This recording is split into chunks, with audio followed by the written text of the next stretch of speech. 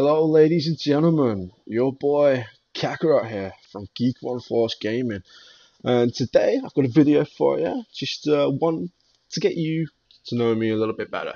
These are my top 5 franchises that I have the utmost love for. I would have put them down to single games, but to be fair, there was just too many that I love. So I compiled them into franchises instead, so I could cram more games in there. So yeah, sit back and enjoy. And here are my top 5 favorite franchises. Just a quick note as well that this is one of my first videos for editing, so I apologize if the audio is a little bit off and my editing skills aren't up to par. Obviously, as I bring more videos to you, hopefully in the coming weeks and days, that my editing skills will get better over time. So yeah, let's jump into it. First off, in no particular order, is the Metal Gear game series. This is my first kind of foray into gaming when I was a kid. Just plopping in Metal Gear Solid for PS1 was mind blowing for me. That was the game that got me into gaming. So that has to start off. At the time, just putting in Metal Gear into the PlayStation, man. The graphics, the story, the cinematics, the music. I mean, everything was just something else back then. Like I'd never played a game up to that point that was quite like that. I played games obviously coming up after that, like Final Fantasy and so on and so forth. But it was Metal Gear. Was like the first game that I was hooked. And I've been a gamer ever since. The franchise as a whole has been absolutely amazing. I mean, even from like the PSP games to the side games, I mean, everything's been amazing. I mean, they did absolutely. If anybody's ever played the old Game Boy game of Metal Gear, I mean, even that was amazing. I'm a huge fan of everything. The PSP games, like Peace Walker, just everything was brilliant. The franchise only got better as well. I mean, I know a few people didn't appreciate the bait and switch that Kojima did for Metal Gear Solid 2.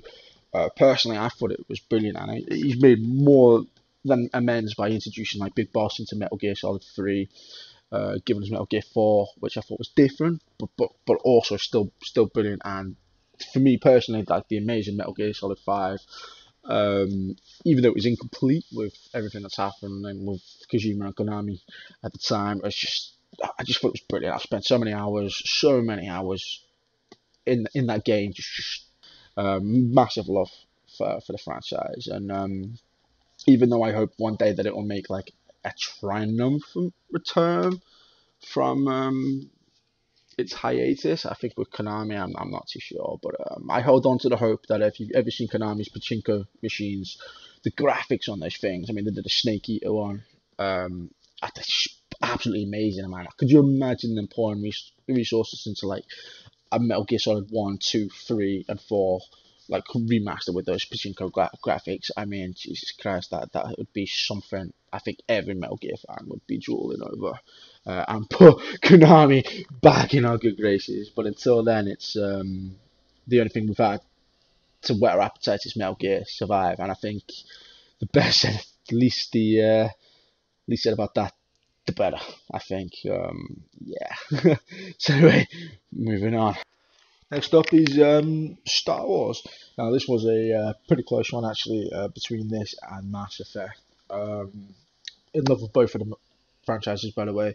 But I went for Star Wars purely on the fact that I came across Star Wars first, with Knights of the Old Republic, the first two Battlefronts in the early 2000s, as well as like the Force Unleashed, the TIE Fighter games, Dark Forces series as well with Kyle Katarn, and as you can tell from the background video as well, I'm a massive fan of the Knights of the Old Republic MMO from BioWare as well.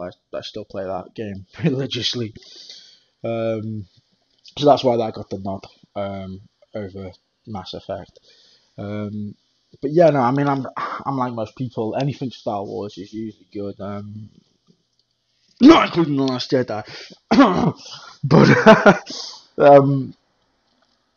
yeah, like gaming in general, Star Wars games are just brilliant. I'm still hoping that one day we'll have like a proper like Bioware-esque RPG, as like a Jedi or a Sith or something like that on current current gen hardware, or maybe like I said, the PS5 and the next Xbox or whatever. But I know obviously the game, obviously the old virtual games, Star Wars. And I know EA have got a few Star Wars things, but after the debacle, which is obviously Battlefront 2, and even the first one was really undercut. There's not a lot of content. Not really hoping for a lot from the franchise in the near future, but I can always hope that you know they can turn it around. And here's hoping, because Star Wars deserves that. Star Wars deserves a good game moving forwards. Next up is the Devil May Cry series. And this is one again with PS2 with the original Devil May Cry. It was just one of those games I kind of put in. I just felt instantly in love with the Devil May Cry, and then I've just been there for every game for the series, no matter what. I mean, I even love Devil May Cry 2 and the DMC reboot as well. Each has its flaws, both of them, obviously, with the graphical fidelity and the lack of content, and the way they took Dante in Devil May Cry 2, and the reboot, and pissed a lot of people off with the way that they portrayed Dante and the new kind of vibe and way they tried to go with it. But I can honestly say that I can take both games and still see the good things in them. But that the franchise as a whole is just brilliant. I mean, I love picking up Devil May Cry, and I am super excited for Devil May Cry 5 when that comes out.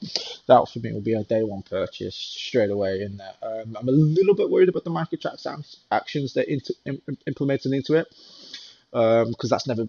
They did it again with the special edition for Devil May Cry 4 and stuff like that. That had microtransactions in it, and it was barely noticeable. And I hope they take the same route there. Like, there's bad microtransactions and good microtransactions, and I hope they go on the side of it's not in your face, you don't really need it, it is optional choice. I know that's fucking EA bullshit excuse there, but they have done it quite well in the past. But yeah, that's just again, I like the story and the lore of Devil May Cry a lot. I think there's so much more they could do with this as well if they ever wanted to branch out from the Dante story. I know that they're trying to implement Nero now, I think, as well. More as it goes on. Oh, my phone's just gone off. But yeah, it's just a brilliant series so much, and one of the things I love about this is the absolutely fantastic cosplay that I've seen from so many people. It is absolutely fantastic, and I'm just really looking forward to the fact that when Devil May Cry releases, I really want it to be a new lease of life for the series, because I need more Devil May Cry in my life for sure. Ah, The Witcher. I mean, for me, this is going to be game of the generation, I think, so far. The franchise as a whole, as well. Well, actually, this game is actually on par with the game that I'm going to do next after this, or the next franchise. But what's not to love about The Witcher, man? Everything. I mean, I was one of those rare people that I played the first two games and I absolutely loved it. And I always felt like the Witcher series was like it was like bubbling under the surface, ready to break out. Um, with CD Projekt Red being a relatively small studio at the time, and he hadn't done much really up until that point. And they've built themselves up with two really good games. And to bash out The Witcher 3 was just amazing. I mean, everything about this game is phenomenal, from the cinematics to the story, the gameplay. I mean, people have a little bit of gripes with the combat, but I thought for what the game was, I thought it was perfectly fine. I mean, I had so much fun. I think I physically cried after Blood and Wine, because I did not want this game to end. Like, every quest, I mean, it just rewarded you so much for doing everything, and going open world just suited The Witcher so much. Just everything about the game, man. There's nothing more I can say that hasn't already been said about The Witcher 3. I'm really excited, and I think they've built up enough trust as well. CD Projekt Red, I like where they're going as well in the future as a company.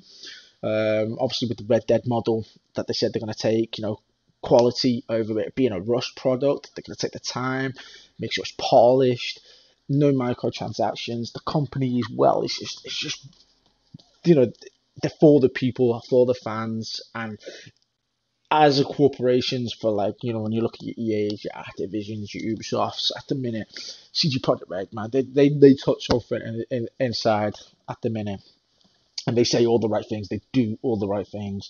The Witcher 3 is, is a massively amazing game along with the first two. But not only that, I'm super psyched for Cyberpunk. I mean, I'm super psyched for Cyberpunk, which is a series I have no really kind of knowledge of really, which I will be catching up with the old tabletop games for that.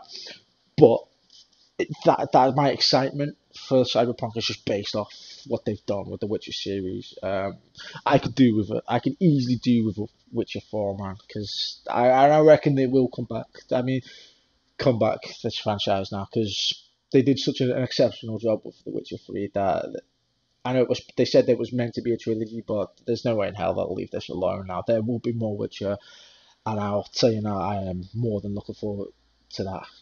Like I said, more Witcher, man. Just give it to me. Give it to me now. And the last franchise on this list is the God of War franchise. I mean, this was a pretty close call to other franchises, but the fourth game, man, is just brilliant, isn't it? It just won the Game Awards as well, 2018 as best game of the year. And I must admit, when that came up against Red Dead, I was screaming at the telly for God of War to win that game. As good as a game as Red Dead was, God of War was for everything they did to it, like reinventing that game, that franchise, the over the shoulder camera, the Norse mythology, everything about it was brilliant. And the first three games, the first three games in that franchise aren't no slouch either. The original trilogy, I mean, they were all pretty good games as well as Ascension. But the way that they came across and did this is just brilliant. I got that feeling with the new God of War, that the kind of same feeling I got with the original Mass Effect trilogy, where you play the first one and then you sat there after you finish it and you're like, this is going to be good. This is going to be really, really good. This is building towards something. And I know we've got another two games in common. And again, I know a few little people were a little bit gripey with how that ended, but it's like the first game in a built-up trilogy, man. You know, I was cool with that. The game gave me so much to work with the side missions, the Valkyrie battles. I can't say enough good things about it. But also growing up with this franchise, from obviously the PS2 days as well, is God of War was just one of those franchises where I was really really it's just a big part of your life as you go on now. Obviously, with me being primarily a PlayStation user to Xbox, there's a reason why I like PlayStation better, just for the first party exclusives. If you look at their list with God of War, The Last of Us, Ratchet and Clank, and Death Stranding that's coming up, and so on and so forth. There's just too many to name. That's why. But God of War is it's synonymous, sorry, with PlayStation now. Um, and I'm really looking forward. I'm just really looking forward to where God of War goes. Um, Everything's building up nicely. It it deserved every allocate it got, just for how good the game was, and I'm really looking forward to where it goes, man. It's a good time to be alive for gaming. Fuck yeah! All right, guys, thanks for tuning in. Like I said, it's my first video. So yeah, don't forget to leave a like and subscribe. I'll be doing some more videos in the coming days, hopefully just to build up a few and stuff. So yeah, thanks for listening, and stay frosty.